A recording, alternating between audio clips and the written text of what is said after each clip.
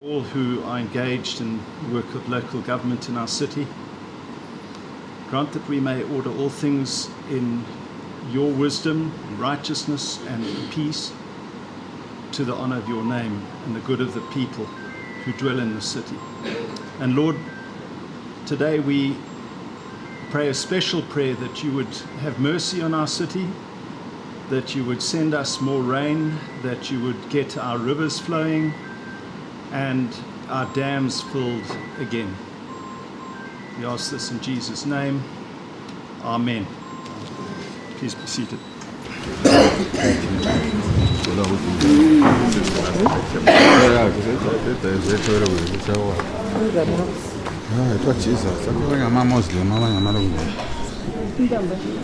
Deputy Mayor, Councillors, good afternoon to you. I just want to make a few preliminary remarks on two issues today. The first is the issue that I just prayed about, namely our water situation. The public are very concerned about it. I need to say a few remarks about that. And the second, I need to make a few remarks regarding our budgetary process. Let me start with the first.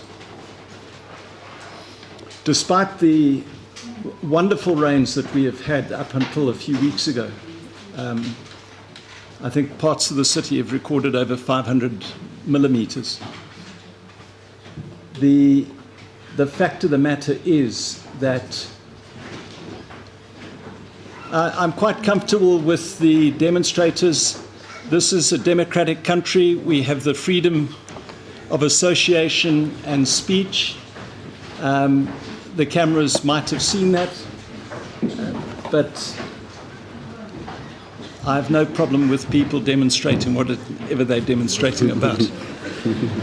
But let us not be distracted, colleagues. I come back to our situation regarding rain. Over 500 millimeters of rain have fallen, but tragically, due to a combination of factors, our dams remain perilously low. You will have seen the report issued by the town clerk this past weekend, which indicates that despite those rains, our dams are still only sitting at 37%.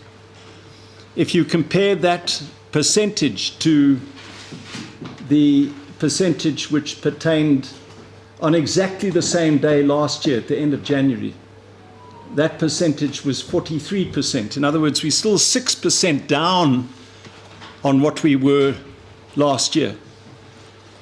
And that means that if we do not have rains in February and March and April, we are going to be in a worse off situation this coming year than we even were last year. That is an unpalatable truth, but is something that we have to grasp. And it is in that context that I'm very grateful to all of you councillors for the work that you've done in the last couple of weeks in consulting the residents of our city regarding the proposed construction of glass block Bopoma Dam.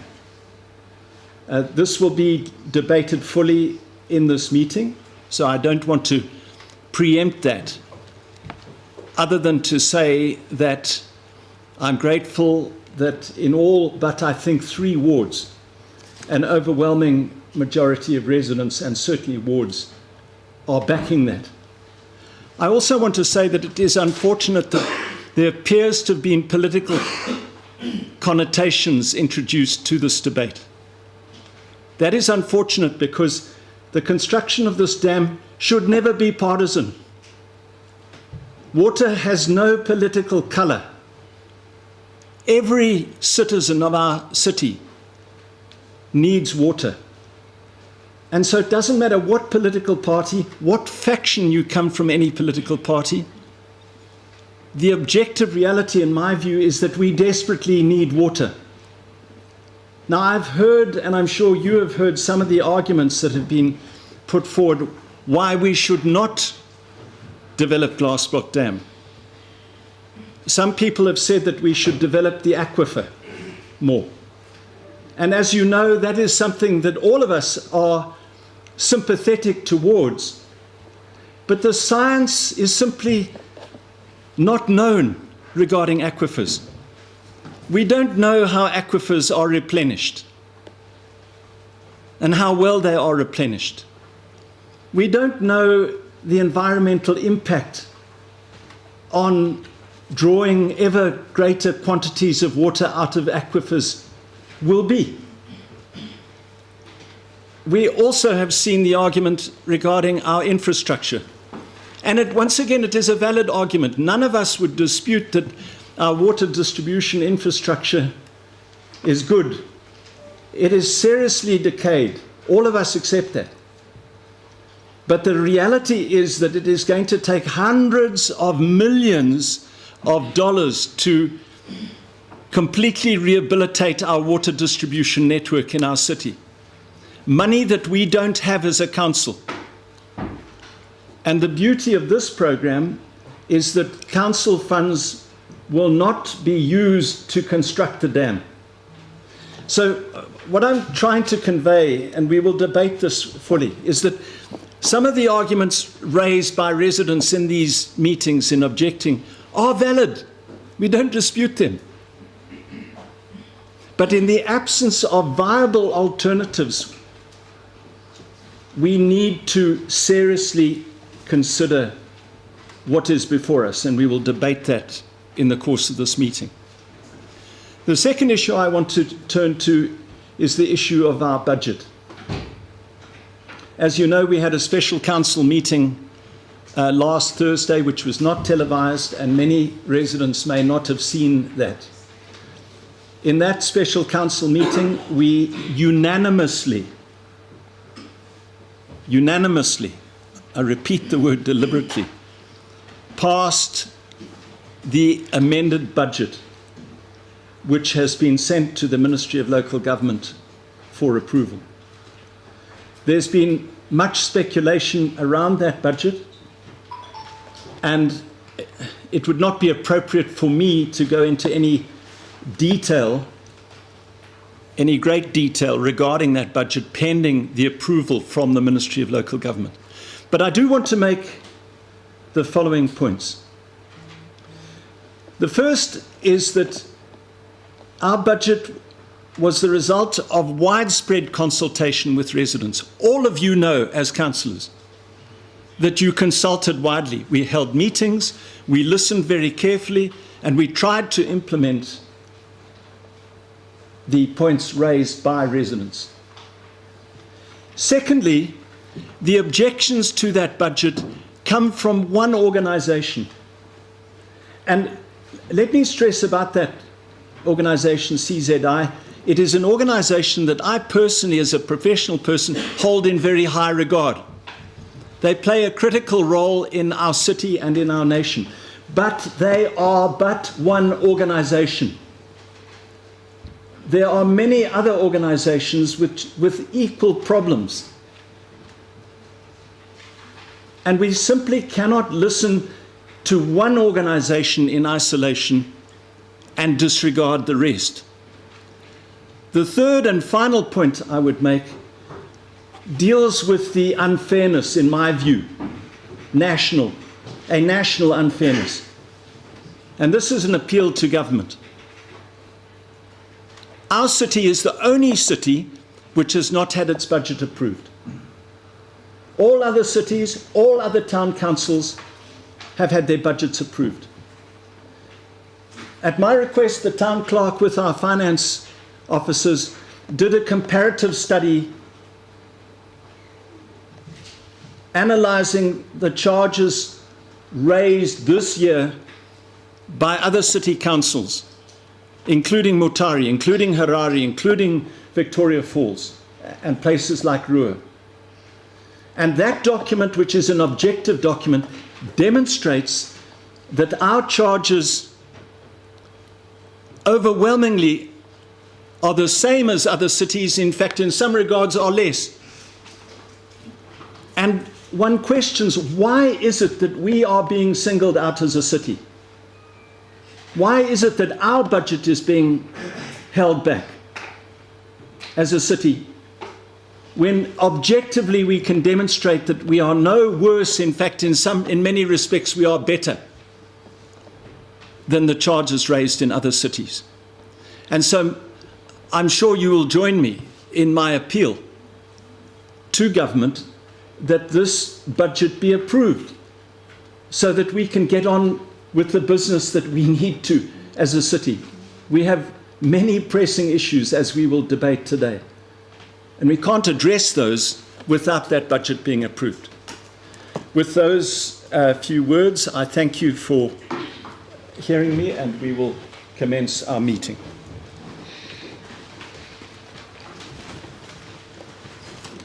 Thank you, Your Worship. The councillors of the City of Bulawayo, stakeholders, and indeed our the colleagues, the staff members of the city.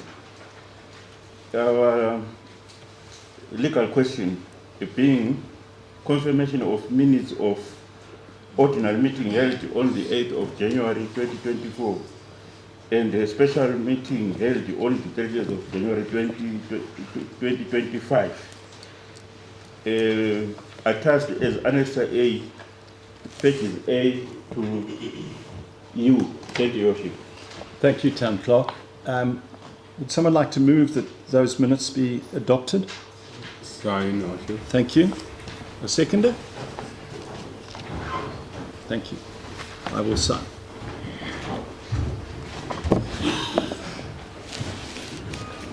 Let's move to item 2, report of the future Water Supplies and Water Action Committee. Would the Chair please move the report? Your Worship, I move that the report of the Future Water Supplies and Water Action Committee meeting held on the 7th of January 2025 is submitted, be received, and the various recommendations contained be adopted. Is there a seconder for that? Thank you. Any debate?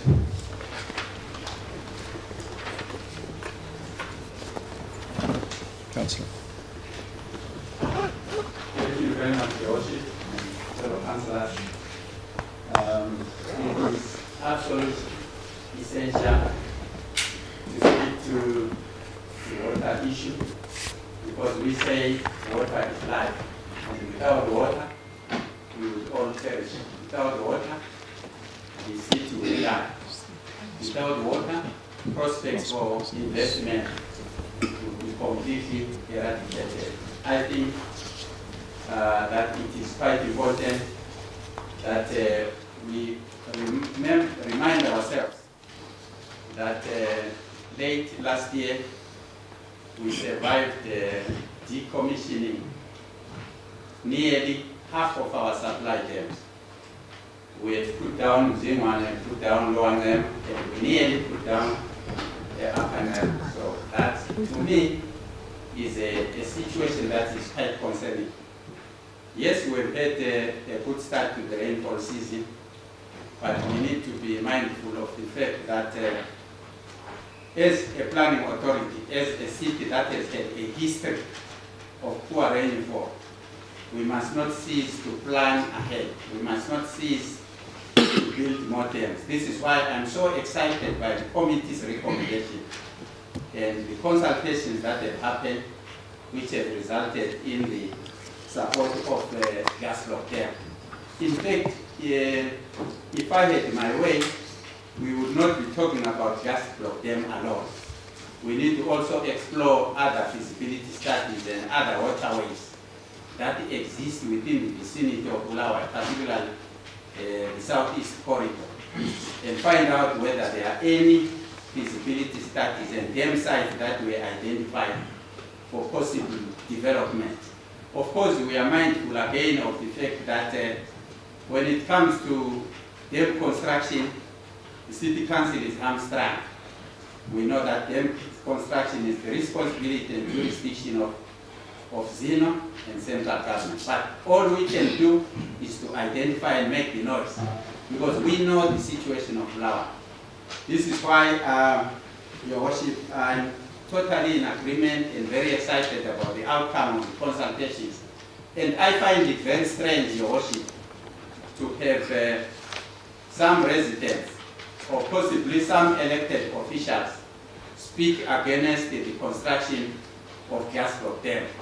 I find it totally unacceptable that someone who is a resident of Bulawayo, who knows the history of Bulawayo and the impact of water shortage in Bulawayo, can want to shoot down the construction of gas block dam. So I'm happy about what has been recommended, and also want to encourage us to explore other ways, because when we say let's develop underground water, we must remember that underground water is recharged through what? Surface water, surface flow. Underground water does not exist without a recharge from surface water. So we need to pursue all possible ways of trying to make sure that we guarantee the supply of water, both short-term, the medium-term, and the long-term measures. We must not take anything out of the table. We must make sure that if it's underground exploration, dam construction, in fact, we need more. And also, may I lastly appeal to central government, just like you have said, Your Worship. We talk of why Shangani being a lasting solution. And indeed, we have been to Kwai, Shangani Dam, and we saw the pace of development there. And I believe that for all of us who went there and saw and had the interviews from the water experts there, that the water, unless there is serious commitment, unless there is heavy injection of capital in that project, that water may not reach us anytime soon. So it's an appeal to central government to prioritize a lasting solution for water in Bulawayo. This report to go to this. Yeah.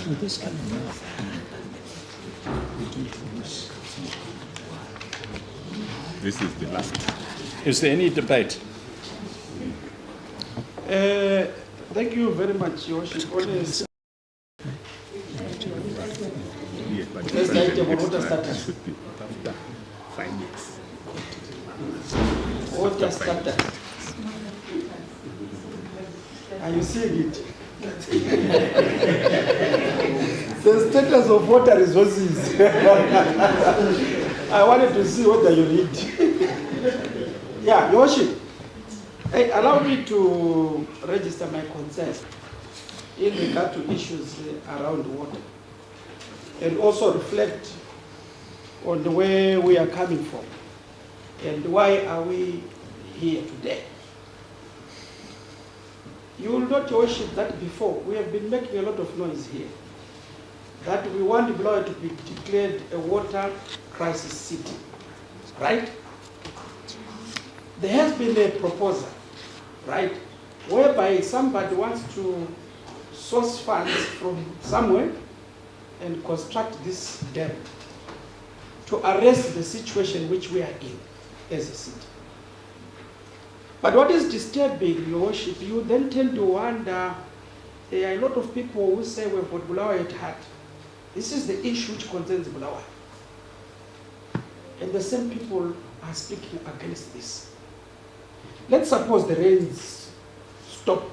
That's the end of the rain season today. Where are we going as a city? We were once visited with a similar incident in 1992.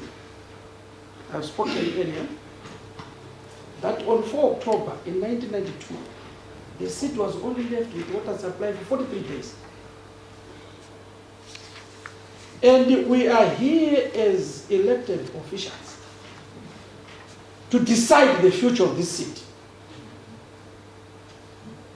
This thing will be passed to the next generation, but there were great people who sat and decided, and this great dam was put. We don't only need glass block, we need many, because the city is stretching. So we don't want people who don't see beyond the wall, or people who don't see beyond sea. I am open to be criticized left and right and center, But history will record that there were great men and women who sat in the city of Bulawayo and decided for the city. The results or the impact of this will be witnessed when this thing starts to produce results.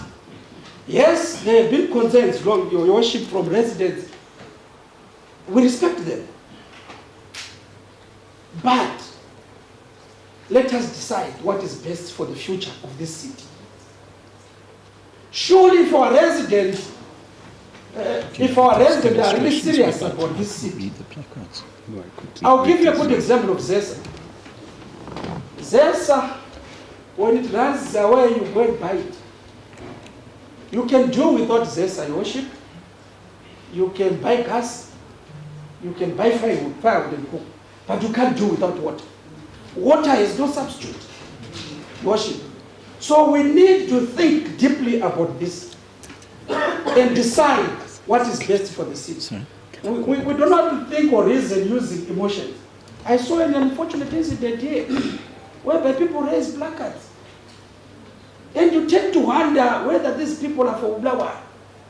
We are for this great city.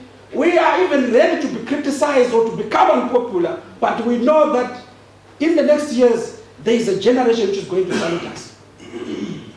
We do not have to mayor. We have useless fathers and mothers here. I rest my case, Your Worship. Thank you.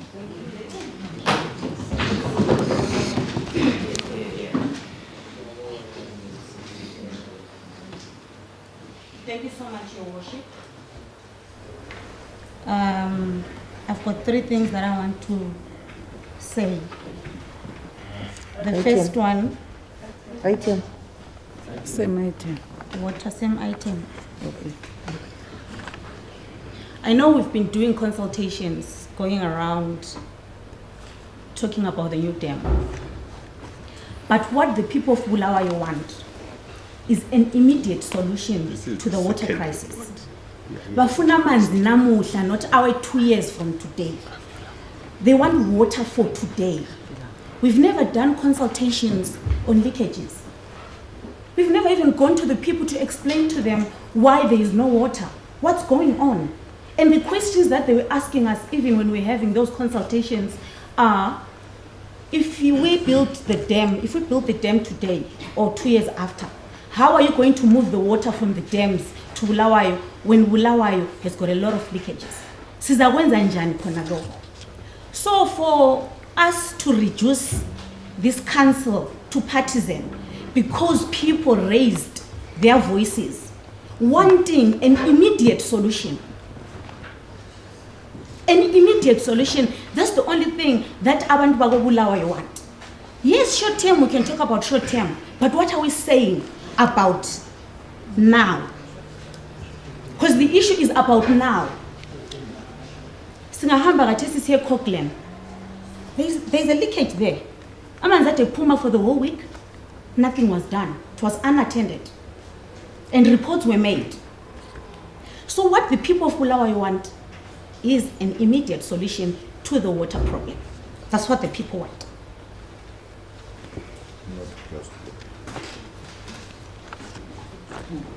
Let's stand up and fix the leakages. Let's go to the people and consult them and tell them what's going on. The same rounds that we did the past week, we can duplicate them and talk about the immediate solution of the water crisis here in Bulawayo. Thank you. Yes. Deputy Mayor. Thank you, Worship. I am the member of the Future Water Committee. I want to correct the House, Your Worship. Today we presented 2 reports for consideration. It seems we are now debating the second report, which should come after the Finance Committee report. So for now, let's deal with the first report, which is in our phones. Then finally, after the finance report, that's when we go to this extract, which was the meeting held yesterday. We shouldn't start in this one, we should start in the first one. I just want to correct the Worship. Thank you, Deputy Mayor. I think that we all know that this is the key debate today, but your point in terms of process and procedure is correct. So we will come back to this, ladies and gentlemen. So we are still on item 2 of our agenda, the previous report. Is there any debate, or do you want to move on? So do we move that? Let's move. Right, we go to item 3, the report of the Health, Housing and Education Committee. Would the Chair please move that? Your Worship, I move that the report of the Health, Housing and Education Committee meeting held on the 4th of January 2025 as submitted be received and the various recommendations in Column A be approved. Is there a seconder for that? Thank you, ma'am. Any debate? Item 6, Your Worship.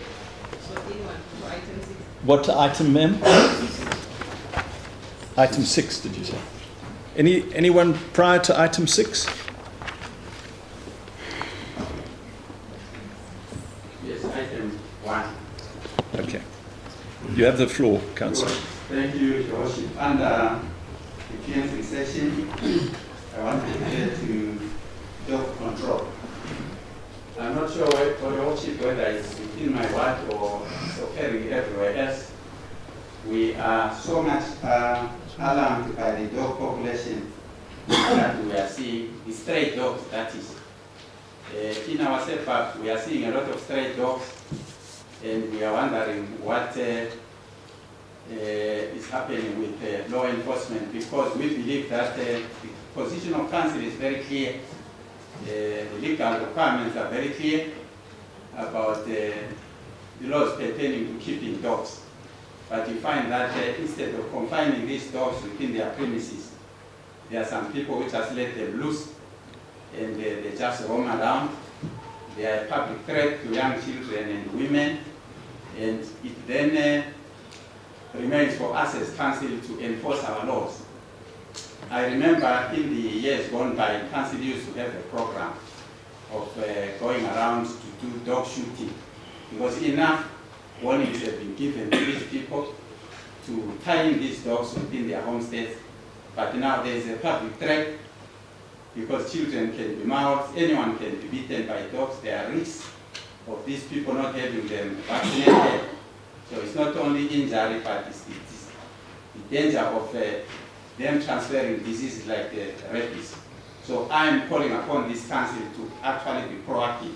We have seen law enforcement being done elsewhere. Now that we have employed more manpower, can we please do something about dogs, stray dogs in the suburbs? Thank you. I want to come back to comment about that, but are you on the same topic, Councillor? What are you on? Item 1. Item 1. You need to be more proactive, Councillor. I will allow you to speak, but carry on. Item 1. On refuse removal. I thought I should just speak to the committee of housing on their failure to clean up the city of Bulawayo. I think it's been 18 months. This committee has proven that they are failing to clean up the city. As I speak right now, if you move around CBDs, M-Kotweni, in each and every flat, Ulama dumping sites, which are miserable. If you go around each and every one, basically from where I'm coming from, there are dumping sites which are very much unpleasing to look at. And when you engage these people, they will tell you that we don't have trucks. I understand that I'm a trucker are water at least once a week, the water easy.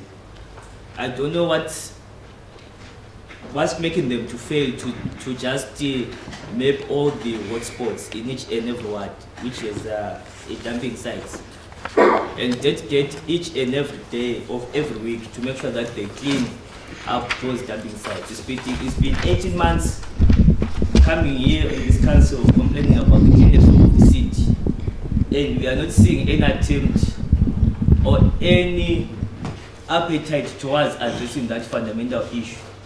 It brings us back to question the capacity of this committee in terms of the role they are playing, and even their employees, in terms of the role they are playing, if they are failing to address a single thing as cleaning up the city and making sure that the dumping sites, at illegal sites, they are being removed. I will speak from my ward, Ward 22. If you go also see just beyond Ngulmane Hall, there are vendors everywhere there. I don't know why, but I think this council is aware. Why? There are dumping sites there. We have reported those dumping sites 18 months ago. Up to now, there's no attempt to try and ensure that that place is clean. And we come here as this council, we say that we are governing this city, whereas we are failing to uptake the fundamental roles and responsibilities as committees. It's worrisome. If they don't have trucks, it's not hard for them to engage the community. Maybe through us to say we don't have trucks, we have business people who are willing to see their environment clean. We can engage them and make sure that we source trucks there so that we remove that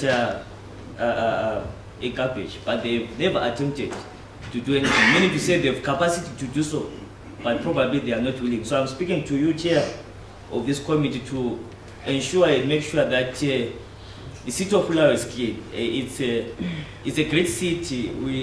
Bulawayo was known of cleanliness, not here in Zimbabwe, but Africa. And what is happening now, it's a clear representation of the leadership that we are having as a city. And it's not a good sign for us to be walking around the city claiming that we are city fathers, whereas we are failing to clean up the city. So please, can you take that issue very seriously and make sure that next time when we meet in this house, at least there will be improvement in the CBD and in each and every ward in terms of a dumping site, and in terms of enforcement, you have the rights and powers to arrest people who just throw litter everywhere. But even the report and the figures we are seeing here, they are worrisome. So please, through your office, Mayor, and the chairperson of the committee, take this issue serious. Thank you so much. Thank you. Thank you. Mine is more of a concern, because I remember in one of the full council meetings when I asked, what is it possible for Hyde Park maybe to have a fence or a jurao where there's a small space between where the cemetery ends and where those houses start. Because my concern was about the kids that are now playing there. I think as a committee also, when we come, we need to have to see a report on what have they done or what are they willing to do when it comes to the recommendations that we have made. Because I see no point whereby we come here every month, we talk about issues, we give suggestions, we report, we do ABCD, but the implementation part is not done. So if there is a challenge, I think we should be told, oh no, Lapana, we are failing to do ABCD because of maybe financial issues or because of ABCD, but how best can we help each other until we solve the problem as lie at the hand? Because it's among our Lana, people pay to be buried in those places. They are not buried for free. So at some point, I would like to believe Uti, there was some amount that was collected from the place. That was probably enough. Honestly, it's not a good environment whereby kids go and play near a graveyard. Like I said last time, Tina School even more than AI 20 but now it's something so which does not sit well with me. So I need to hear from the committee with what have they done or what are they willing to do when we come up halfway with our residents, with our kids, with the community there, what can be done to solve the issues. And also in this report, we are always told about how many people died, how many were buried, whatsoever and stuff.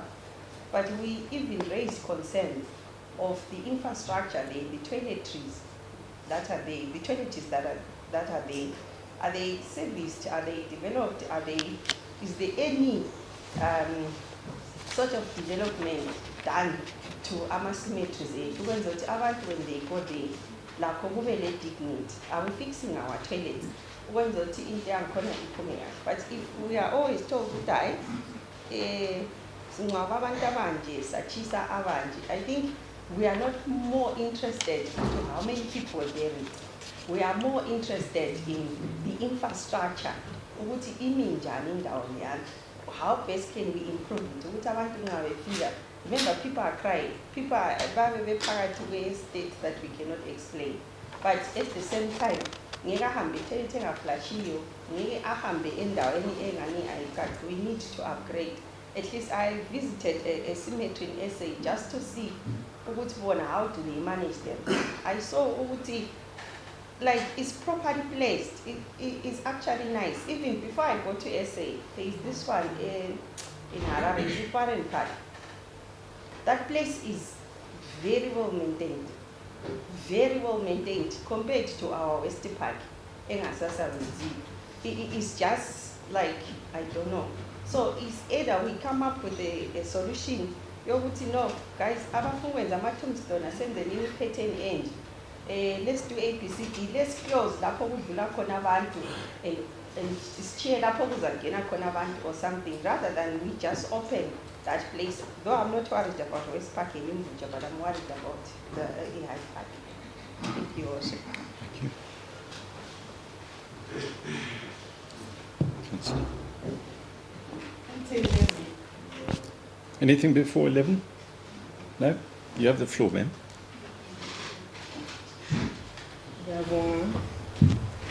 Item 11 esikhuluma khona ngama vocational centers.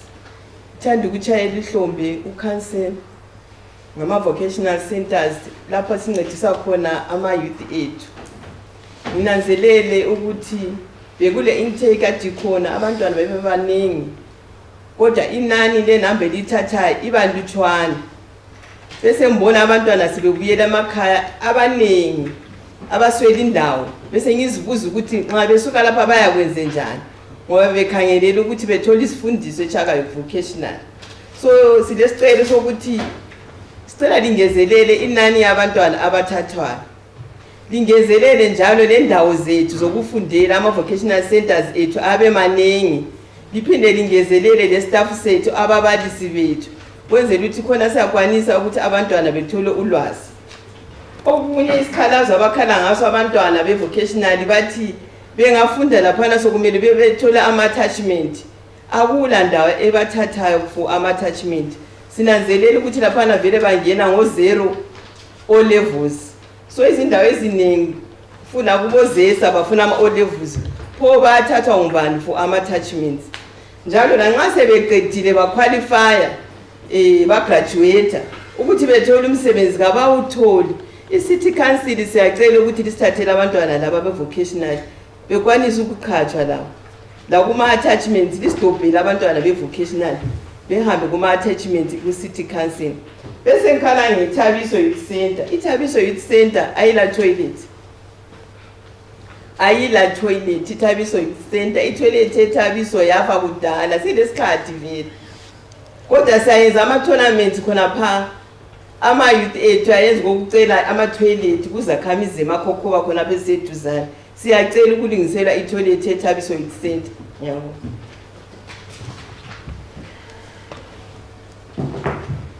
Thank you very much, Your Worship. Mina ngingu-item number 18. Ngithanda ukuthi ngiphinde njalo kukhulunywe umama ukuthi as councillors sichayela i-committee ihlombe nge-performance yabantwana abafunda ezikoleni ze-council u-grade 7 ama-grade 7 results aphumileyo lapha siyachayela i-committee ihlombe ngomsebenzi omuhle owenzakeleyo. Kodwa kuma-recommendations ngiyabona kuyacaca ukuthi kwezinye indawo kuyadingakala i-infrastructure ukwenzela ukuthi abantwana baphefome kuhle. Besicela ukuthi i-committee maybe ngomnyaka ozayo sizame ukuthi sifake icategory yezikolo ezi-disadvantaged. For example, we've got our St. Peter, nabo Esdeb Farm, and then we also have our mega schools. Ayenza i-4-tier classroom block, ukuthi umntwana uyafunda for 7 years engazange neklasini, ezivalisa abosezanga khona, oMahlathini primary, oTheteguru primary. Those disadvantaged schools, ayibona ukuthi it gives us a clear picture if we are going to rate them. Lezikolo ezithi umntwana afunde from grade 1 to 7 ephakathi kwe-classroom. So can we have another category etshengisa i-performance yama-disadvantaged schools? Okunye because ngithanda ukuthi sibonge kakhulu ama-resolutions e-council day. On item number 14, I'm happy to report that isikolo seMahlathini Primary School is the first school se-council esithole ibhasi ngenxa yama-resolutions awedluleyo. Siyalibonga abantu be-Country Park, bathe lethu kubonga ama-councillors wonke akobulawayo lawo esodolobho ngomsebenzi omuhle eliwenzileyo. Ngiyabonga kakhulu.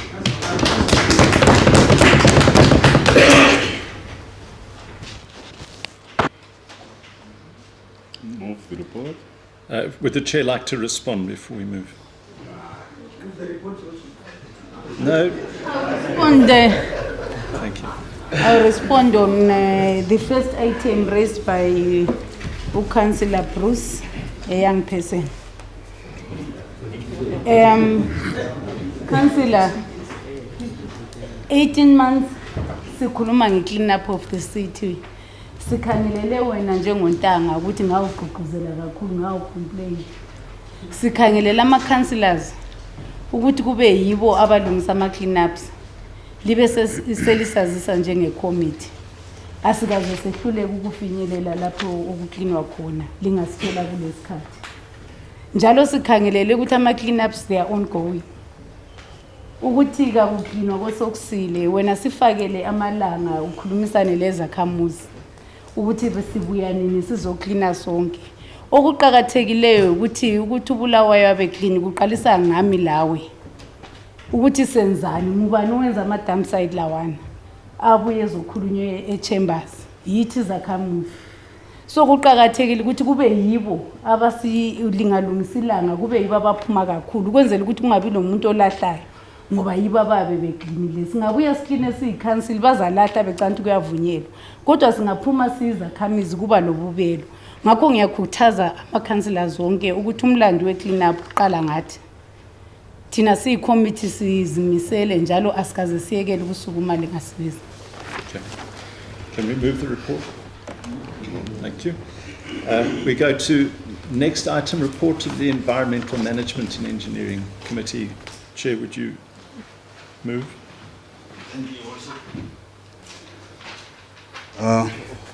I move that the report of the Environmental Management and Engineering Services Committee held on the 20th of January 2025 be adopted with the following recommendations. On item 1, Your Worship, Council to capacitate the department, especially the water section. And on item number 13, Your Worship, Council to employ community workers to do drain clearing. And Council to employ community workers to do pothole patching. On item number 14, Your Worship, Council to facilitate workshops between Council and Zinara, TTI, and Terracotta, respectively. And lastly, but not least, on item number 15, Your Worship, Council to withdraw the cancellation letter for Ekotin, correct the report, and summon the team to Council. Thank you, Your Worship. Do we have a seconder for that? Seconder? Is there no seconder? No second.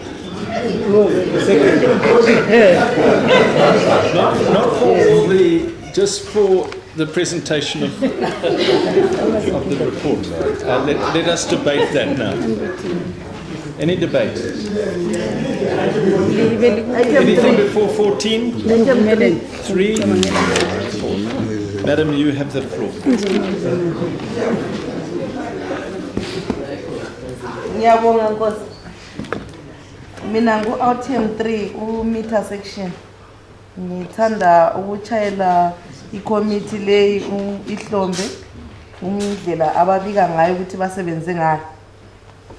Kodwa ke bese ngisithi khona Chalimana wekomiti lawe Nkosi.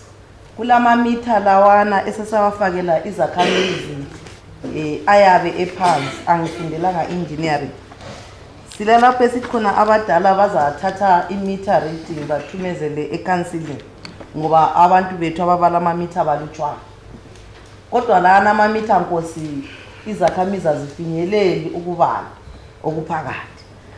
So ngiletha lapha kuChalimana wekomiti lawe Nkosi ukuthi likhangelele izakhamizi loludaba ukuthi bona bengabala njani ama meter abo bawalethe ecounseling.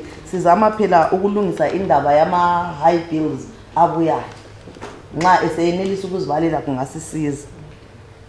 Bese ngisithi umbuzo wami ucina Nkosi lo Chalimana kuthatha isikhathi esingakanani ukuthi idolobho la koBulawayo liye fakela umuntu imeter ole meter eqhamukileyo kumbe elimeleyo esethe wathenga imeter yakhe.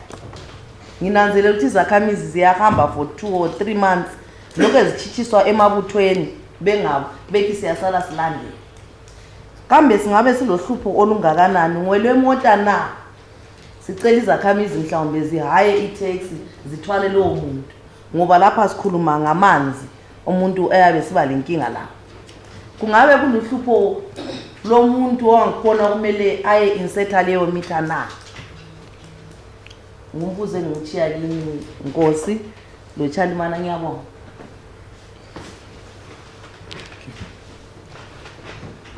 What item? Item 3 on water distribution. Sorry, item? Item 3. 3. Water distribution. Thank you. Ngiyabonga Nkosi. I would want to speak on ama leakages. On this report, Nkosi, it's showing what at some point, I don't know which, in December, 231 leakages were reported and 167 we attended to.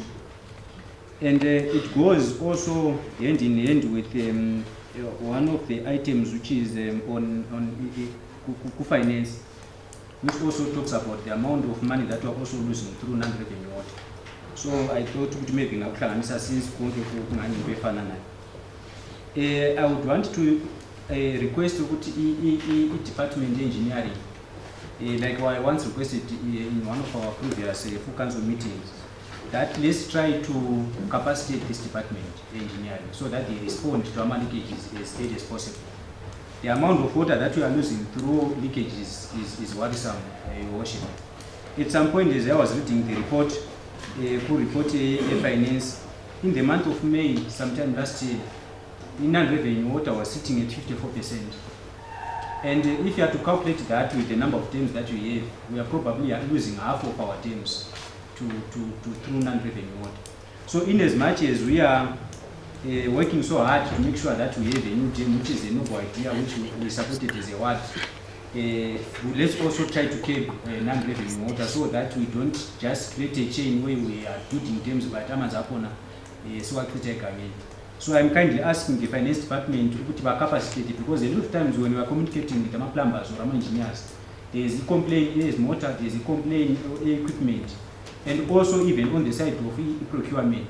We would also want to ask even your government, this they should also be with us as a council, so that our procurement process will be faster, because we don't also want to be caught in a situation where we cannot keep some of these problems just because we are being dragged by the procurement process. So it's a plea to the department, it's a plea to the government, so that at least they can make our work simpler. Plumbers are willing to work, and I'm quite sure that we put people work with capacity. But the problem is coming with a lot of challenges on funding and resources and also procurement.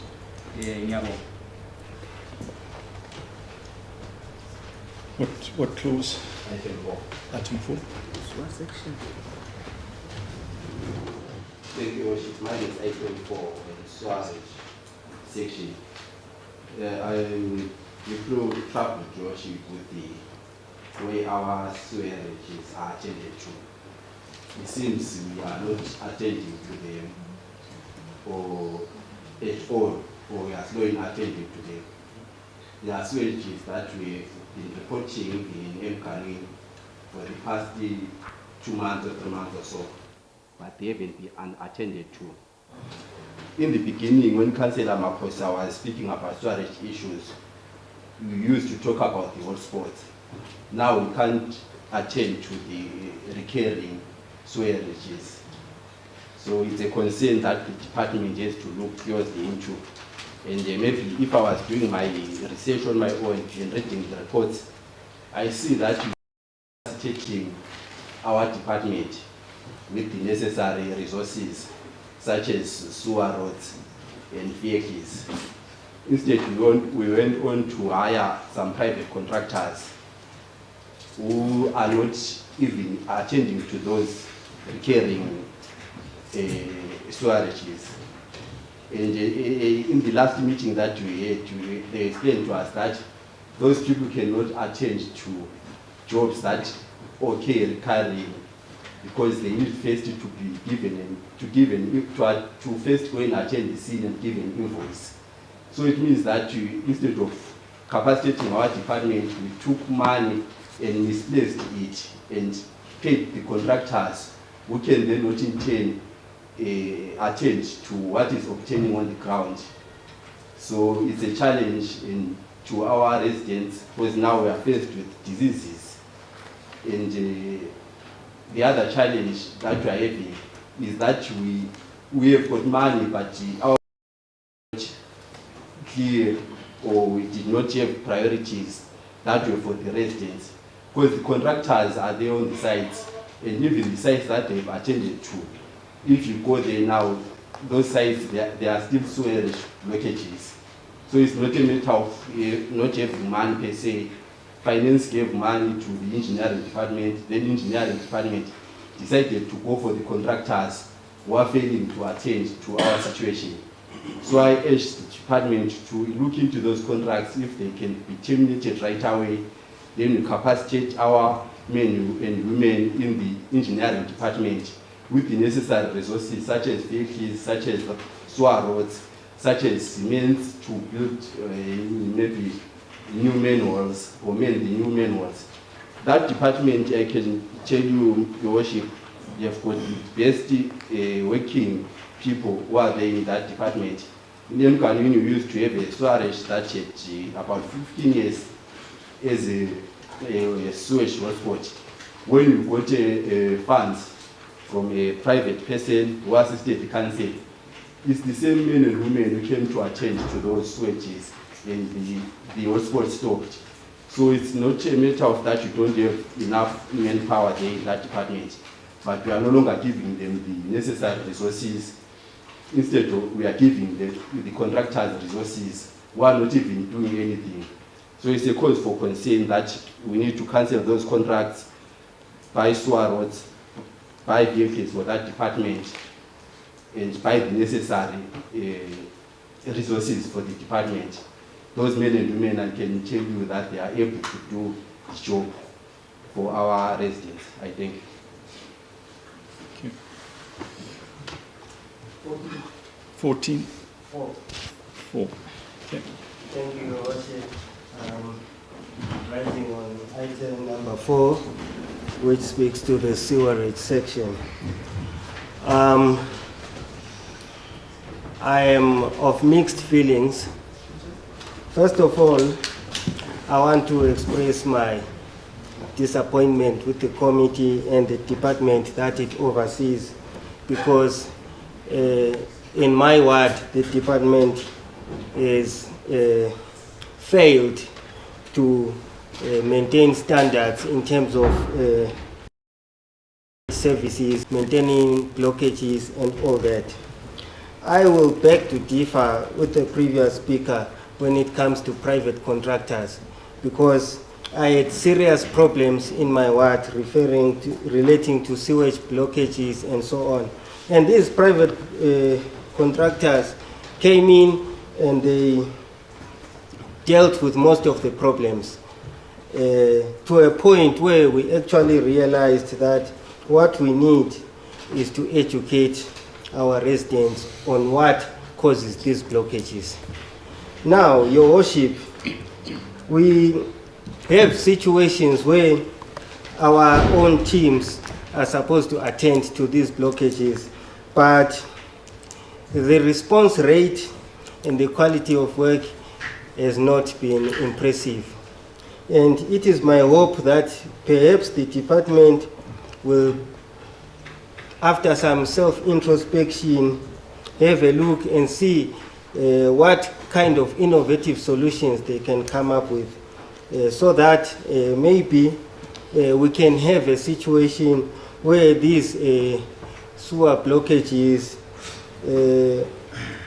will probably be a thing of the past, because, you know, a drive through the ward will expose you to stenches, smells, and unsightly views of the roads because of the raw sewage that will be flowing on the streets.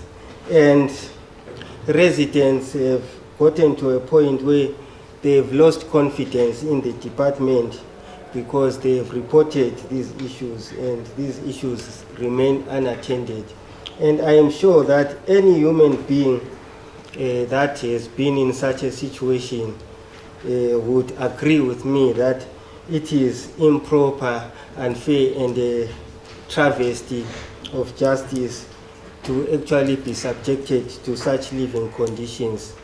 Allow me, Your Worship, to rest as I encourage the department to come up with more innovative measures, more innovative solutions. I hope our chair will respond to this one. Thank you. Anyone before 14? Sorry? 15. Last time I looked at my maths, 15 came after 14. But Councillor, before you, I'll give you the floor just now, but I just want to make a couple of comments regarding items 3 and 4. I think that we are missing some obvious facts that are shouting back at us. And with respect, I come back to the earlier remarks that Councillor Indebele made in relation to glass block, because they're relevant to this debate. The first point is that we need to understand that with both our water distribution network and our sewage plants, there has been inadequate maintenance done on those for decades. I haven't looked at the figures recently, but I think I'm correct in saying that to adequately repair our water distribution network is going to cost hundreds of millions of dollars. In fact, I was given a figure of $1 billion, because for over 3 decades, in fact, probably closer to 4 decades, there has not been the maintenance done on both our water distribution and our sewage works. We can't disregard that. The second issue that we need to raise in this regard is the impact, ironically, of the shortage of raw water, which has contributed to the problem. It contributes to the problem of water bursts and losses of purified water. Any engineer will tell you that our piping system is designed in such a way to have a constant pressure of water. And where, because of ZESA and because of water shortages, we do not deliver water into our system, the water pressure comes down, and when it is reintroduced, the pressure goes up beyond the design capacity of our water piping system. And it is a direct consequence of the shortage of water, which has been compounded by load shedding of ZESA, which are completely beyond our control. If you speak to our engineers, they will say we have raw water. For example, Mchabez did not have power for 9 days. There was a period of 9 days when Mchabez had no power. And even at Nema, we have had fluctuating power. And that impacts our ability to deliver a constant flow of water, which has played havoc with our piping system. The shortage of water as well impacts our sewage system. If you're old enough to remember in the 1990s, when we last had a terrible drought, you recall that we coordinated the flushing of the entire city. Why was that? Because we needed the water to go through to flush out the sewage. We have not done that, and once again, any engineer will tell us that when you don't have adequate quantities of water, you have greater blockages. What I'm saying is that in this we need to balance our debate. We can't simply point to the committee, and we can't simply point to our engineering staff to say that somehow they are deficient. They may be in some regards. The point I'm simply trying to convey in this debate is that we must acknowledge that there are certain facts which are beyond our control without a massive investment in our infrastructure, in both water distribution and sewage, and secondly, critically, our ability to deliver raw water. Councillor. Thank you very much, Your Worship. I'm on item 14. I think if I'm not mistaken, sometime last week, we saw you town clerk and the acting director of works in a meeting with now the officials. I was hoping that before we start our today's agenda, we brief us on the outcome of that meeting, considering the state of our roads in the city. Two, I also have a request through the office, Your Worship, the town clerk, the director of works. Can we not forget the Culture Park when we are talking about the roads? If you read item 21 in the same report, you can only account for only 4% of roads in Culture Park. We are not asking for tar roads for now in Culture Park. Can we please have at least gravel roads in Culture Park? Thank you, Worship. Is there any further debate on item 14? Yes, Your Worship. I'm still on the road maintenance. I was elected in a ward whose suburbs were newly built except for Kumalo, Woodville, Park and North. At Mahachula, Parklands are communities that are recently built. Your Worship, I'm not sure whether it is the failure to supervise the contractors that are awarded tenders to build in these communities, or it's our incompetence as the local authority to fail to supervise these areas. In Mahachula, Your Worship, we have certain places where the map clearly shows there is going to be a road, and you find 3-4 places that are like that are without roads. In Parklands, new Parklands, a suburb that has recently built where people should be proud to be staying there. Your Worship, a greater would just move once and create a park. In Africans, they used to be in rural areas, parts that would be created to be used by ox-drawn wooden logs called African. I would equate those roads to the sleigh roads that are created in the rural areas. And my point is, how do we find ourselves in a suburb which is newly built and very new? You have no roads to talk about. The roads are dilapidated, worse than roads in Kumalo. Yet the roads in Kumalo are 15, 20 years older than these newly roads. 90% of the people that we award these tenders to build stands in the communities, Your Worship, are doing a short job. And what we do as City Council, continue to thank them by awarding them more jobs to continue to dilapidate our city. I want to make a request through you, Your Worship, that from this instant going forward, can we do great diligence in terms of vetting, especially these developers that have consistently got tenders in the city of Bulawayo? They are doing a serious disservice to the city. In the section of Mahachula towards the section where the Imkuza River moves, despite the falling gradient that was evident, that is evident that when it rains you would need bigger drainage pipes to collect water. The pipes were this small, Your Worship, and when water moves down, collecting from the upper end, 90% of the water doesn't go into the pipes. And it floods into people's houses. And thank God you are in Zimbabwe and in Africa.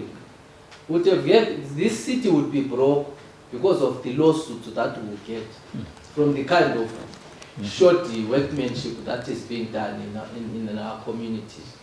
And I say this with a heavy heart, Your Worship, that in an era where we say we are modern, we are more schooled, we are exposed to global standards, we come to our own communities and do such poor services.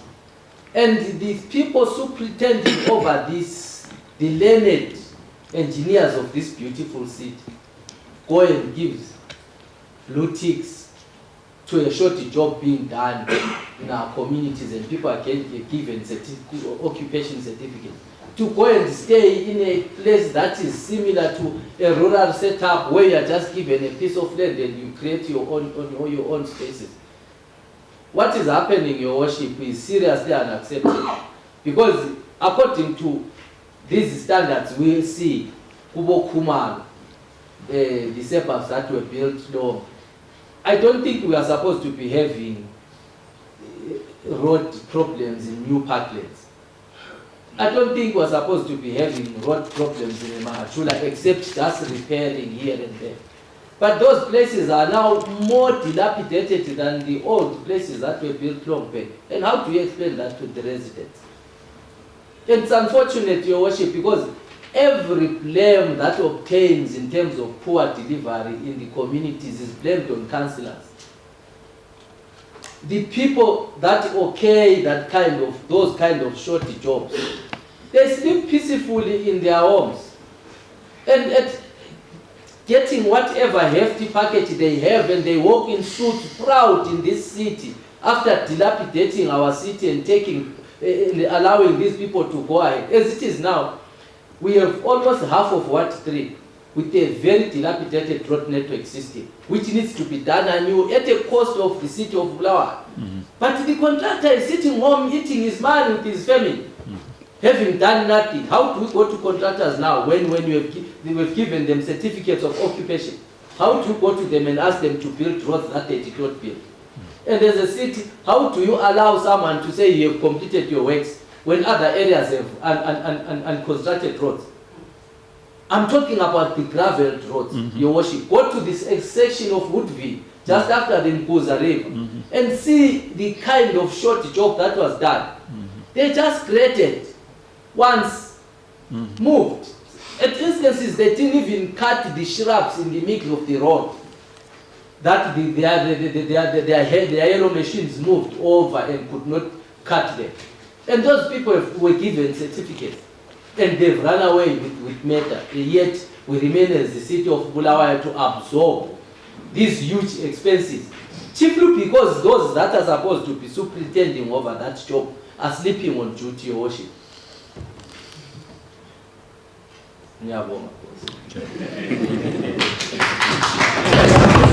Are we on 14? Still 14? Yes.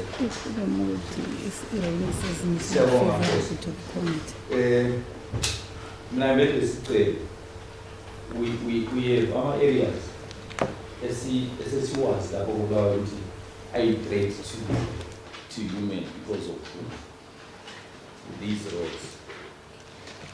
We have new suburbs like Imachula, the Country Park. Very soon, this will be a winner. Ngalisina, Sikijima, say Nilawantila Isavangere Lonamas. Instead of this loom, say, I'm a drainage. We have a serious threat at the Prima. There is no drainage at the school. Amanzi, Sengene school. So next week maybe we will have a talk on a piece of reality. We have a challenge at school that is a fellow of Andra. Amanzi home care kitchen again school. Amanzi a kitchen again is a one. So, Minangitimina. As can we not declare couch parking a possible part of Mahachula is a disaster and channel the resources to those areas now because listen, the channel is also where the gravel so that some other areas are better because they are drainage. In Country Park, there is no any drainage. So Amans are Keles and Genesi. So can we please channel resources, few resources for now and going to attend those areas as affected before we start to lose lives, before we start to be sued by our residents. Thank you. Are you on 14, Councillor? No, we'll come to you. Anything further on 14? Because I've been asked by the Councillor to report on the meeting with the Zanara. So I'm going to use that opportunity now in response to you. But before I do so, just in response to the last two councillors who have spoken, the situation obviously in Country Park I think is worse than most areas because Country Park was thrust on the city. It was developed, my understanding, the history is that it was developed outside of the city and the city has taken it over. So, and I think because of that it is worse in terms of the infrastructure put in. But as all of us will testify, in every single ward throughout the city, our roads are in a disastrous state. And I come back to some of the arguments I made regarding water and sewerage. There's a lot of undone maintenance. That then leads me to the meeting with the CEO of Zanara. I had a very productive meeting with him last week. The town clerk attended. The request for the meeting actually came from the Zanara CEO, and I was grateful for him approaching us. Mr. Ngube, who is the CEO, is from originally Pumula. So he has this city close to his heart. He is a former banker, and I have to say he was a very impressive individual in our meeting. The bottom line is that he is sympathetic to our plight, and he also acknowledges that there has been an imbalance. I'm not going to go into the detail of what was discussed, but we have agreed on a variety of measures with him, including the purchase of new equipment, so that we have the equipment that we need to empower our engineering department. And we have also agreed on certain critical roads, arterial roads, that need to be addressed as a matter of urgency. And the town clerk yesterday has written to the local provincial minister so that we get a broad consensus between the council and the local provincial minister regarding which arterial roads need to be tackled. And in our discussions, we have agreed that the Kami Road and Steelworks Road is in need of attention. We have agreed that the Matopus Road, because of its key role in tourism, we've agreed that the Jacaranda Road, which links the airport road to the Victoria Falls Road, be addressed. We were also advised that the company Bitumen World has been given a contract by government to do the entire road from Beitbridge to Victoria Falls through the city. And subsequent to that meeting, we've had further discussions regarding a request to Bitumen World that they commence in our city. In other words, to deal with the Johannesburg Road from near Nust to the city centre, and then the Victoria Falls Road from Osocha and Glovu out to the city boundary. Now, obviously, that's not going to help Cowdrey Park. It's not going to help Machula. We're dealing with the arterial roads, but at the very least, we will know that our main roads are going to be addressed. In our discussion, I also the boundary of our master plan, the need for something to be done on the airport road to fence either side of the airport road, so that the first impressions that potential investors, tourists, diplomats get is of a well-run city from the airport all the way into the city. And he listened to that favorably. So I think arising from that discussion that in the course of this year we are going to see considerable improvement in these main arterial roads in the city. Let me end by coming back to the points that all three councillors made, and an issue which is close to all of our hearts. That is the connecting roads, not the arterial roads. And once again, the same points I made regarding water and sewage apply here. Our roads have not been properly maintained for decades.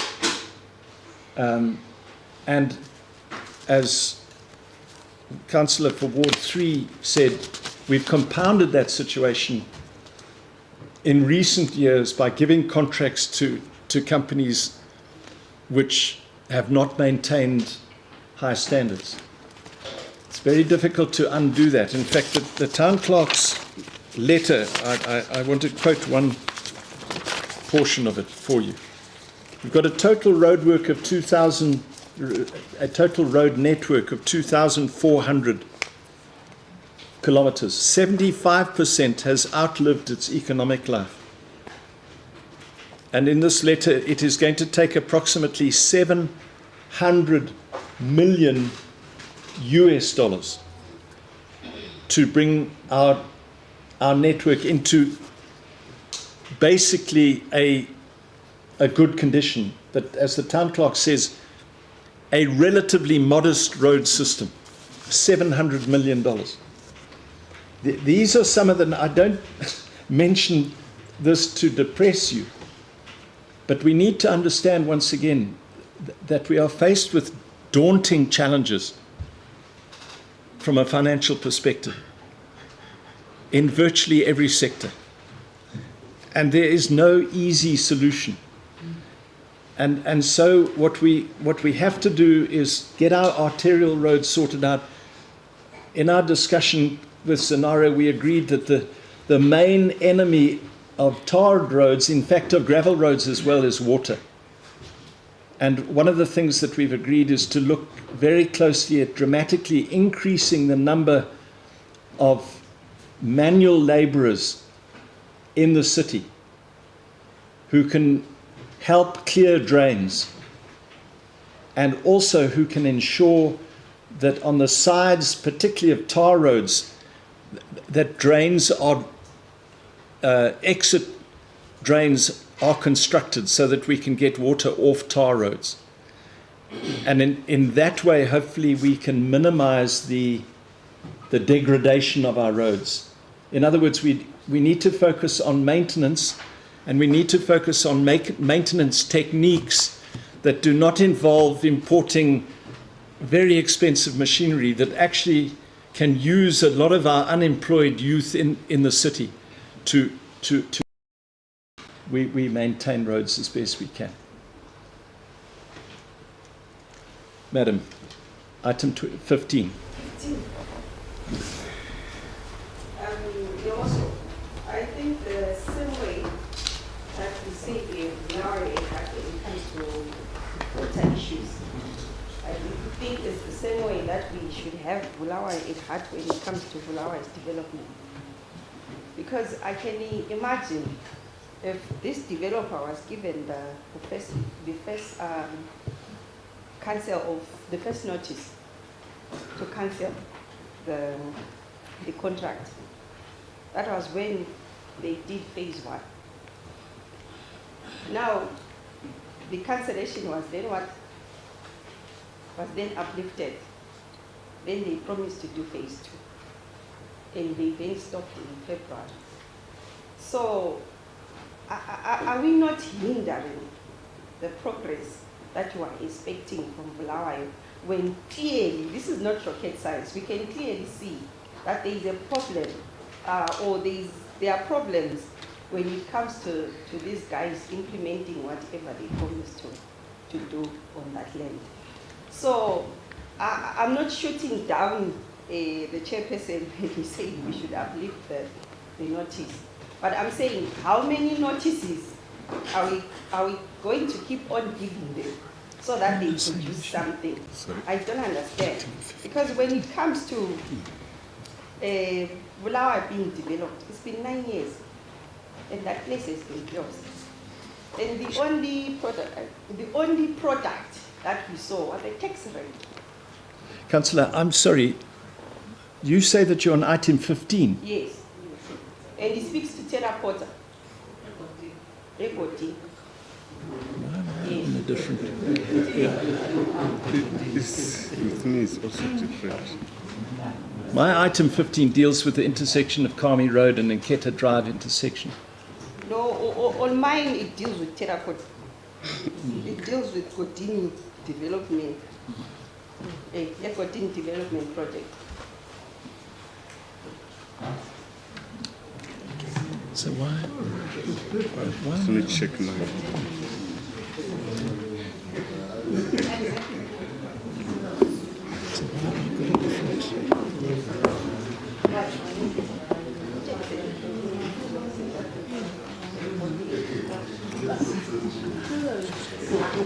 That's the wrong. Sorry, you are on the right one.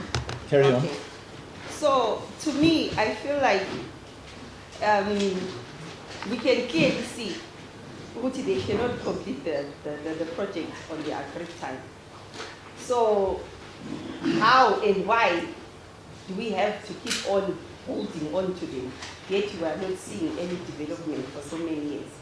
I feel like we are putting Bulawayo at standstill, because what we want to come out from that place is not coming out.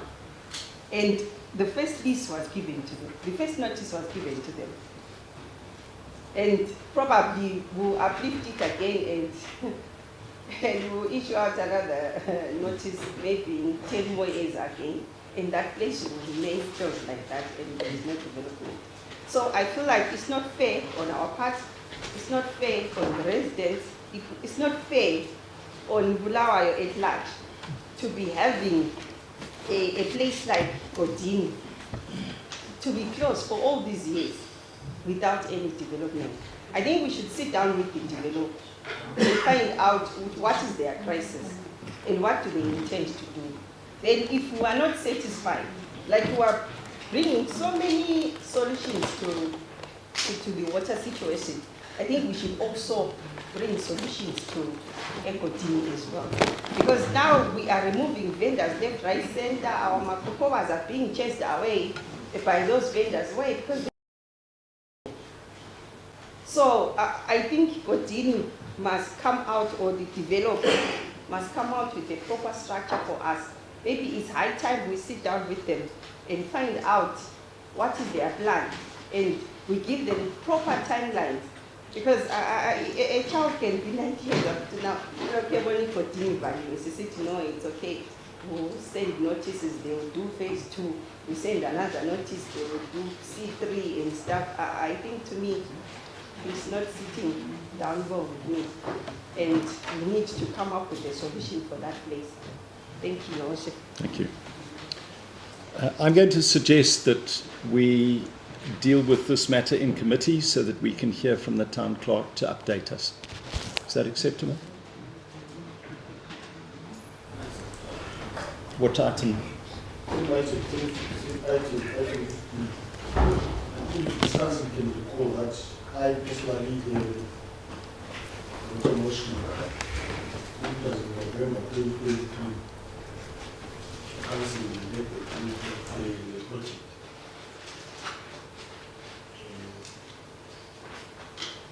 The Eco-Team guys came here that they can do the job together with the staff here with us. I'm surprised that there is a Saturday meeting, especially from the council staff. I would suggest that worship, instead of dealing with it in the engineering committee, can the entire council be briefed on what is really happening on the Eco-Team. I also suggest that we engage, just like the first time in November 2023, that they come here and explain to us what really is going on in Eco-Team before we make a decision. Thank you, Worship. I come back to the point I've just made. I believe that this is better dealt with in committee so that we can hear from council. So that is what I recommended. And we move on. Is there any further debate? Still on the same item, I think people are waiting and they want to get the information. Last time you moved it into the committee room and nothing transpired. Godini contract is taken too long, and the disaster in town is caused by Godini. So we cannot be moving around and singatshela abadala iqiniso ukuthi bayehluleka. Amabhasi agcwele edorobheni lonke leli ngedisorder khona ikhozwa nguTerracotta ongakwanisi ukwenza umsebenzi. Sathi singena i-council leyi lathi kusokuzaba le-change, nothing changed. Thina sasifuna ukuthi ahambe kudala. So I think the issue of Godini is sensitive. Ama-vendors agcwele town akhozwa iGodini, ama-buses around town akhozwa iGodini. So we need to deal with it, and the residents know which will be a challenge. Is that the general sentiment? In other words, do you want to have a full debate on Egodini now?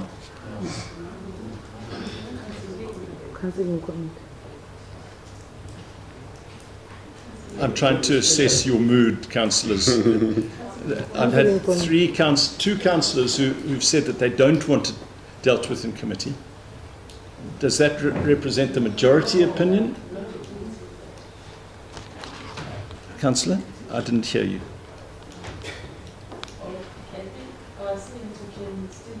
You suggested that you can do it in council committee, and I never had any objection. Okay, so we'll deal with it in committee. Right, any further debate on this? Move what? The report. Is there any response from the chair before we move the report? Thank you, Your Worship. I will not labor to say much, Your Worship, since you have touched on many of the stuff, especially on sewage, water reticulation, and the roads. For those who read the report, Your Worship, they will agree with me that we have also implored the council management to think outside the box when it comes to this sewage and water reticulation, because we cannot always be crying about price and the slow pace of the procurement process. So, for those who read the report, Your Worship, you'll notice that the entirety of the committee agreed that sewers and water, sewers were thrown in our flesh, Your Worship. So basically, council management ingamelele ukuthi procurement process yaphuza, kodwa babe leminye imizamo yokudinga imali, because siyababona kwesikhathi bayahamba kwamanye ama-workshops, imali ivela ngaphi, bayithatha ngaphi? Yona leyani imali yakuma-workshop amanye awile kuze ni-special awe-management ngayithatha khonaphana esetshenziswa kumasuwa.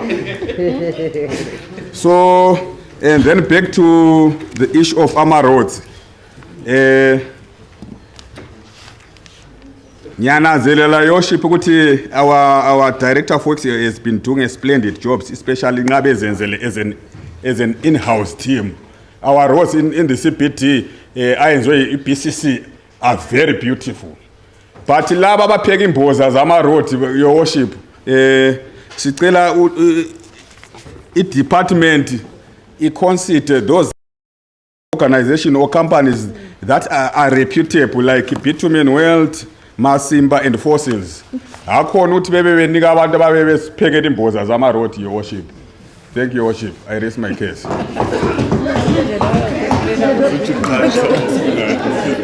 Can we move that, please? Thank you. Okay. Chair of Town Lands and Planning, please move your report. Thank you, Your Worship. I move that the report of Town Lands and Planning Committee meeting held on the 21st of January as submitted be received and the various recommendations contained therein. Is that seconded? Any debate? What item there? 26. Anything before 26? Speak now or forever hold your peace. You have the floor, ma'am. Ngiyabonga Nkosi. Item 26 ukhuluma ngo-50 Avenue. Osephinde kuyoba yindina bahle koBulawayo. Ngisithi ngiyananzelela i-recommendation ye-committee laphana. Ngiyayisekela, ngihamba lapho. Kodwa bese ngisithi khona mina Nkosi lo Chalimani. Asifundeni amaphutha la esivela khona. Sike sabakhipha la abantu kulesi street. Sathi siyalungisa. Saphinda sadala thina ingxabangxoza mhlawumbe. Ngoba ingxabangxoza leyana ilokhu ikhona esasivele sisithi khona ngabayisukela.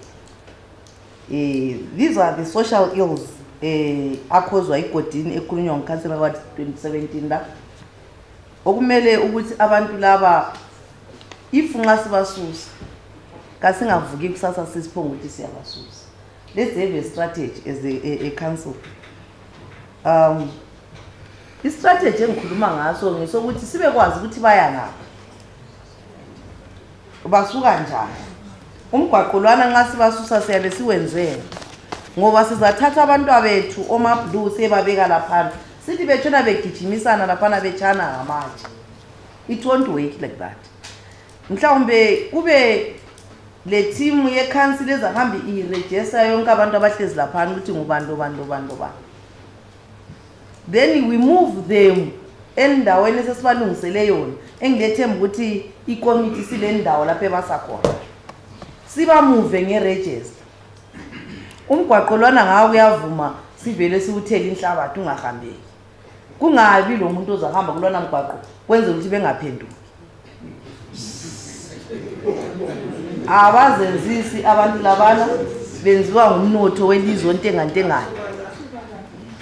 Yes. There are comments ku flow ukuthi abasobala. Singathela inhlabathi omyolo mzamba ngiyo. They understand.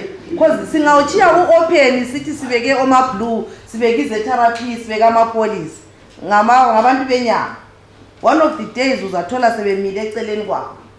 Of which engubona lapha kathesi ngaboma blue bethu emgwaqweni. E-pavement bayaxotsha abanye kodwa uzathola abanye bethengisa beseceleni kwabo. Usuzibuza ukuthi kanti baxotsha abanjani, bachiya abanjani. Yikho khona okuzakhuthaza i-corruption. I-corruption izaluqalisela khona le tower block abayibo aba-allocate ama-base. Isehla, isiya phansi, iziyefika le bantwini ababebhadalisa ama-dollar ngunike i-state. Yi-corruption esebe sizama ukuyihlakulela, siyihlakulela sikhona apha thina ema-chambers. Asibe le permanent solution lapha. Ukuvala umgwaqo mina yikho engusupporter. Ngiyabonga. Same topic? Yes, thank you, Worship. I want to compare with the recommendation of the committee because what we need to understand when it comes to informal safety is that there is what we call pull factors and pull factors. So what it is that the reason why Fifth Avenue became what it is today is because of the fresh farm vegetable market that have been there for decades. So what City Council and the Tourist Town Planning Department should do if the situation has become untenable as it is, because we are having people who are sleeping there, people who are bathing there, people who are defecating in sanitary lanes there, is to actually close that road, and it's not cruel, but to ask people to relocate to certain designated sites. Remember the emergence of the Highlanders market. People were resisting going there, but it was developed. Now it's fully functional and it's up and running. There is a marketplace at Bakas, right at the end of town. The Lobemula Street there. Vendors shunned that one for reasons best known to them. And we also have at the intersection of Kame Road and Masia Pambi, a fresh farm vegetable market which has been built up through a partnership with Council that involves DCA and other partners. It's at a stage where it's not yet complete, but it will serve the purpose that is being served by your wholesalers of fresh farm produce at Fifth Avenue. So I think the trajectory is quite correct that those people must be relocated and put at a site where they are going to decongest the CBD, because everyone else is going to go there for the supplies of those fresh farm produce that are causing people to congest the Fifth Avenue. So I don't think it will be cruel on our part, like has been observed by other speakers ahead of me, that we need to expedite Ecodin. Ecodin has to be expedited because it actually caused the displacement of vendors to be placed elsewhere on temporary sites. But let's look at the bigger picture. Why do people congregate there? It's because of the pull factors, which are those wholesale markets. And I totally concur that those pull factors must be moved elsewhere, out of the CBD. Thank you very much. Thank you very much, Your Worship. I've got so much interest in this subject of Fifth Avenue. Because we must... you a space baron? Yeah, we must brace for a big, big war. on Fifth Avenue. Because there are political vultures who are in charge. Shigananda also in charge of Fifth Avenue.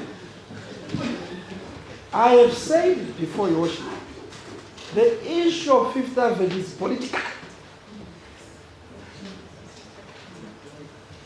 As long as we don't want to take the political route to solve the chaos at Fifth Avenue, it is as good as we are trying to square a circle. When I'm saying we are trying to square a circle, Your Worship, I'm saying we are trying the impossible. It's a bitter pill to swallow. Political players, especially the leaders, Councillor Mtangi is in charge of what why.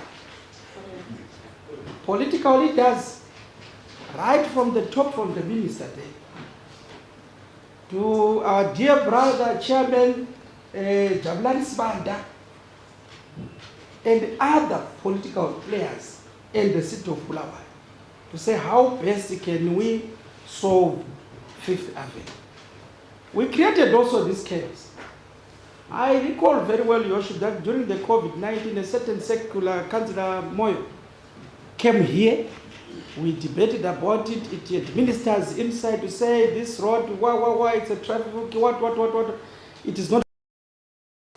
A resolution was adopted sometime during the COVID era. After the COVID era, another report again came in this chamber again to say we want to create base in Fifth Avenue. We contradicted ourselves. Now we are saying let's do this. Yes, the recommendations are good to decongest, but those recommendations are similar to those recommendations which we had adopted during the COVID-19 era, where we said people must be moved to different sites. But because of the political players and Zigananda at Fifth Avenue, let's brace for a long war. It is not going to be a story in the park, Your Worship. It to be clean. Let's brace for war. Thank you. Councillor Moyo. Thank you very much. First of all, I would like to congratulate the committee for at least coming up with sober resolutions to try and address fundamental problems that our people are facing. But also I would like to then concur with Councillor Mabuto, especially on the point of we created the problem. Because you see, we are a local authority, we are a government. And if a government is not clear on this ideological standpoint, we see factors, mechanisms, or characteristics like corruption, nepotism, or even tender entrepreneurships in the name of Zigananda, like my councillor was saying. And if you look at it, Chairperson, I'll just give you a context so that you understand what I'm saying. Because we are avoiding to create another challenge again that will be inherited by the future generation to come. Because if you look at it very carefully, the people that we are wrestling with, especially with Fifth Avenue, they are not from Bulawayo. And that's the first fact. But it's not only them. Literally, the whole of Bulawayo has been taken by the Harare boys. If you look at your report very carefully and very well, we are doing very well by allocating Mhlaba, which is good. But take a look of the people that are dominating the business in Bulawayo. And they are here with us. They have taken over Bulawayo. Local people from Bulawayo, they don't own any business here. They don't own anything here in Bulawayo. It's coming from the people from H-Town. And the danger about it, Chairperson, is when those people cloud the economic sector of Bulawayo, they detect the politics of the day, of this problem, which affect the social life of the people living here. So that's the challenge that we are having as a city. I'm more worried that today the councillors here, 30 of them are sitting around debating about the Fifth Avenue, which is the challenge that we created but of the people who are not even contributing to the local economy of this city. Go and look at what percent was Bulawayo contributing to the GDP of this country in 2013, and reflect it with the percentage that we are contributing. It's less than 5%.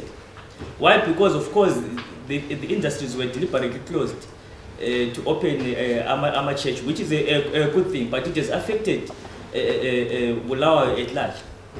So I'm more worried. I'm putting this as a reflection to you, because you see, when our policies are not radically clear to benefit our local people, we always be victims of things we cannot change. Like what Councillor Mabuto has correctly said, we allow these people in our seat. It's not a trap or question. I know it's a sensitive question, but if you don't speak it here, we'll be blamed by the next generation to say you let Bulawayo being dominated by this, because they are coming heavy in different names and informations. These are Arab boys. They've taken over the city in every section. Go to letter shops that you are giving people there. You see, they are owning literally everything. Service stations, including our homes, we are now renting from them. So I'm saying this, chairperson, that your department as a planning department, always be sensitive and be very careful. I understand this is a sensitive question. We are a metropolitan city. But if you surrender Bulawayo to the hands of France, one will import a wrong culture. And it's a reflection of what we are seeing to our young people of today. We don't go any further. So I concur with Mr. Mabuto when he's saying this issue is not only an issue that can be resolved in this house. Because the perpetrators and the influencers of that particular question of Fifth Avenue, they are not even in this house. And they cannot be approached formally with pen and paper. So if your committee is ready to fix Bulawayo, it must take bold and radical steps to make sure that they are fixing Bulawayo, because it's not an easy give. Because they are now here. You need to come with the radical policies, but which benefit also the local people, because it's so painful, especially to us. Maybe you are growing old, I understand, which is fine, but us, we are still young. We still need to benefit from Bulawayo. We still need to have fair distribution in terms of economy, in terms of business ownership. But the rate of these Arab boys here in Bulawayo, you will see them. They are already in different names and functions, but they've taken over our economy. There's nothing that we are doing as Bulawayo. We have left with Ama Church that are dominating industry. But this is not what Bulawayo was. So, Chairperson, if you are willing to resolve all Fifth Avenue, be rest assured that there are big wounds which are beyond that initiative and agenda.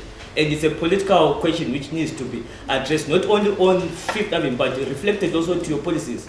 Who are the people that you are giving a business or on daily basis? It's so painful that ours here, I don't know whether they don't have capacity or money, or otherwise we don't like them. But there are no homeboys which we are protecting and promoting in terms of business. And it's dangerous when it comes to local economy. If you studied economics very well. So address your issues, and if your committee is ready to deal with this thing, take the political vote to engage and to resolve in a radical manner, not in a peaceful manner. Is there any further debate on this issue? I want to make a few comments regarding it. Did you want to debate, sir? Councillor?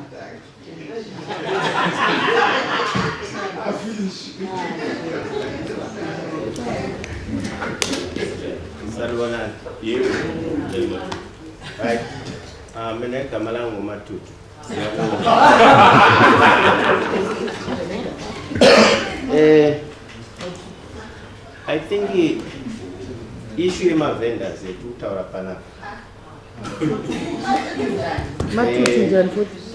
Atisi kuitaura nenzira yakanaka. Maybe the house inoda kuziva kuti why do we have vendors under 5,000? Number one, problem is the management. Why I'm saying problem is the management? we have got over 400 vendors. Allocate now 5,000 who are coming from Anyika, who are coming from other towns. They were allocated by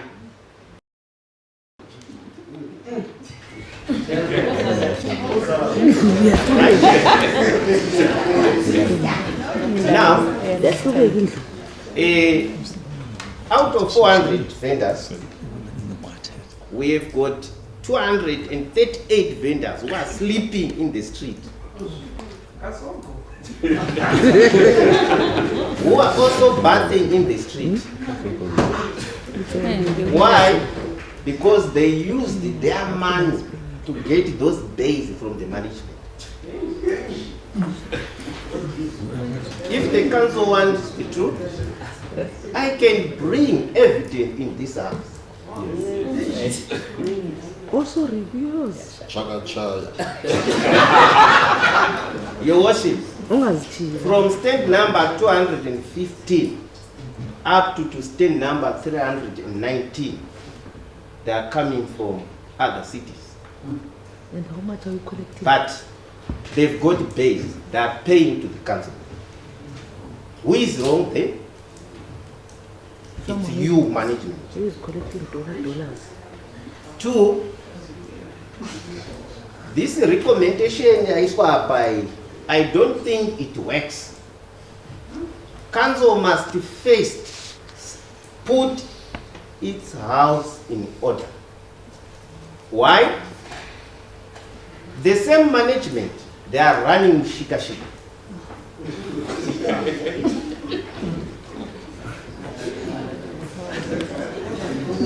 Evidence is there.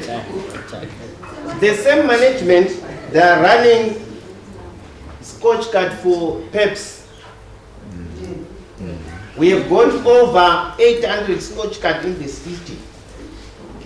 And you find they are not licensed because they are coming from the management. And the evidence is there in the worship, if you want evidence.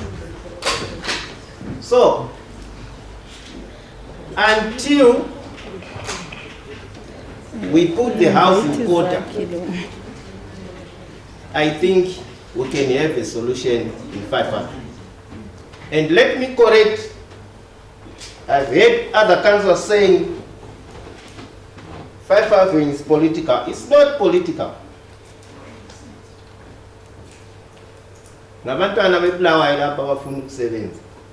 Management created these vendors. First, if you backdate, when you created Tower Block saying weekend selling, what were you creating? You were creating vendors, right?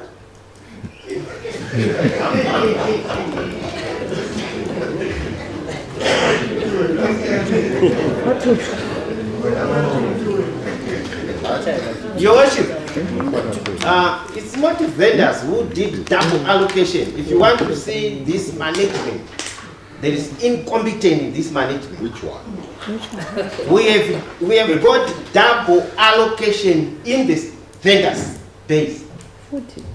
You find about by 7 being given one bay by the council. It's not vendors. It's not ZANPF. It's you.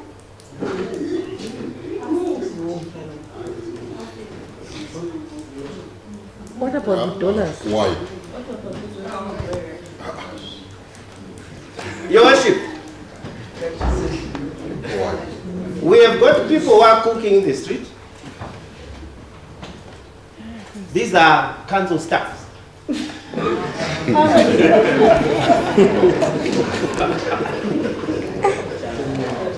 Yes, evidence is there.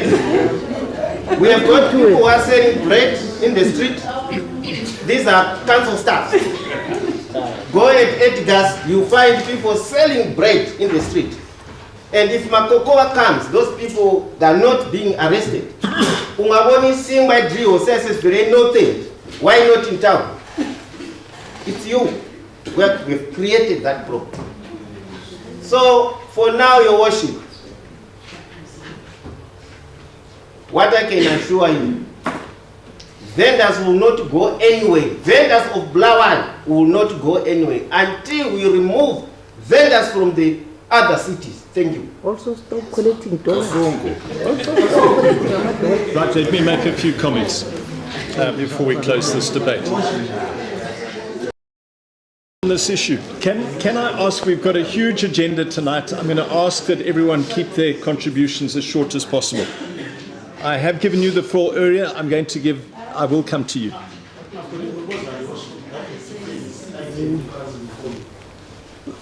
I think actually that this is an item that the public are very interested in. Yes.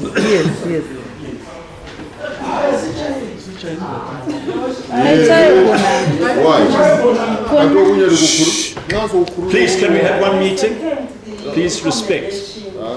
About 5 avenues, because we are even complaining about the issues of littering, issues of dumping, soiling the land, which never happened before in this city.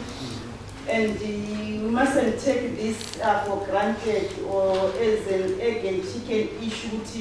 That one is throwing to that one and that one is throwing again. It's a very serious issue which is affecting our city and our economy. That is affecting our identity and our culture. So I just want to make a plea even to some of us councillors. When we're doing the swearing here, I think if we are promoting that corruption, we're against the pledges which we did when we were swearing. If there is one of the councillors here who might be promoting that, that would be corruption. So that it must not be promoted for personal use. So I plead to some of us, I know there are some of us here, councillors, who are involved in that corruption, who are paying, benefiting each and every day from illegal vendors. This is our city. We want to maintain our city and our culture. Thank you, Councillor. I want to move things along. I just want to make a few remarks. At the outset, I am in support of this resolution, but I do recognize that some of the points made of concern are valid. Just for the public's understanding, a few months ago, we asked the Director of Planning to produce a paper which will govern our dealings with the informal sector going forward.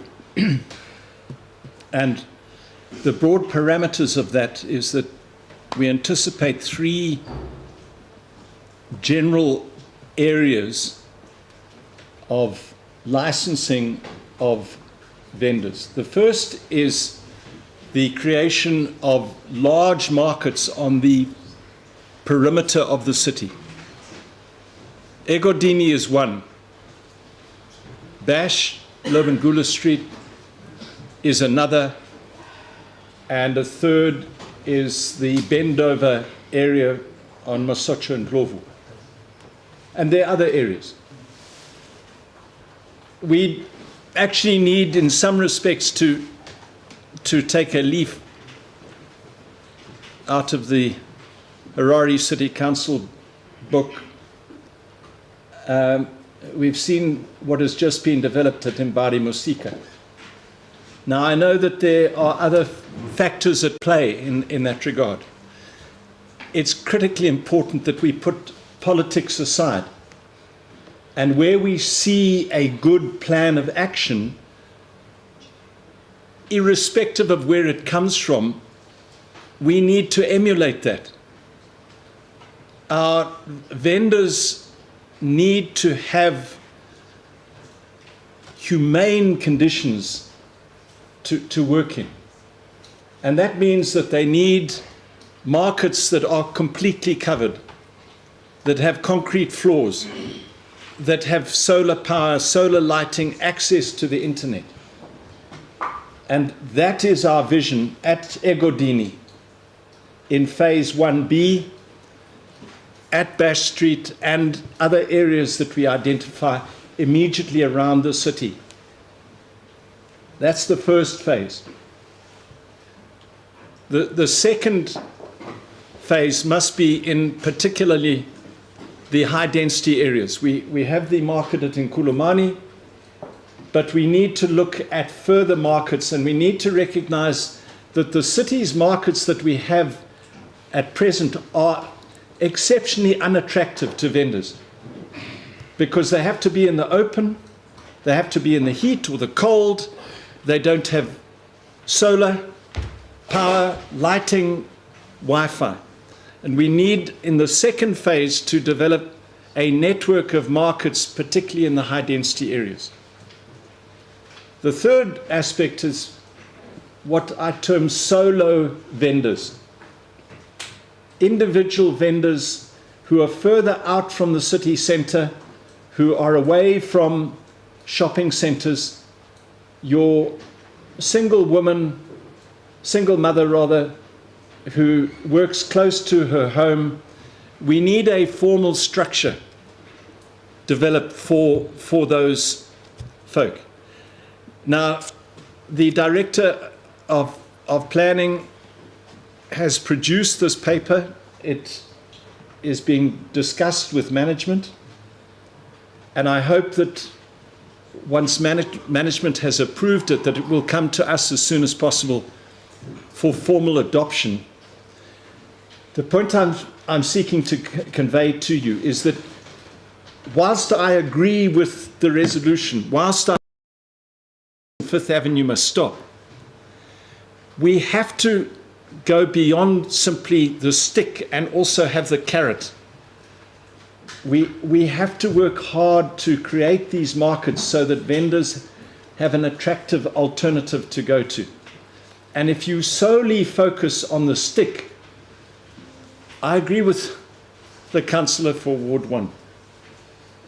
And to a certain extent, ironically, Councillor Mabutu, your declaration of war, we're not going to resolve it because we will have running battles with vendors who need those venues to survive because they've got no other source of income, and they are easily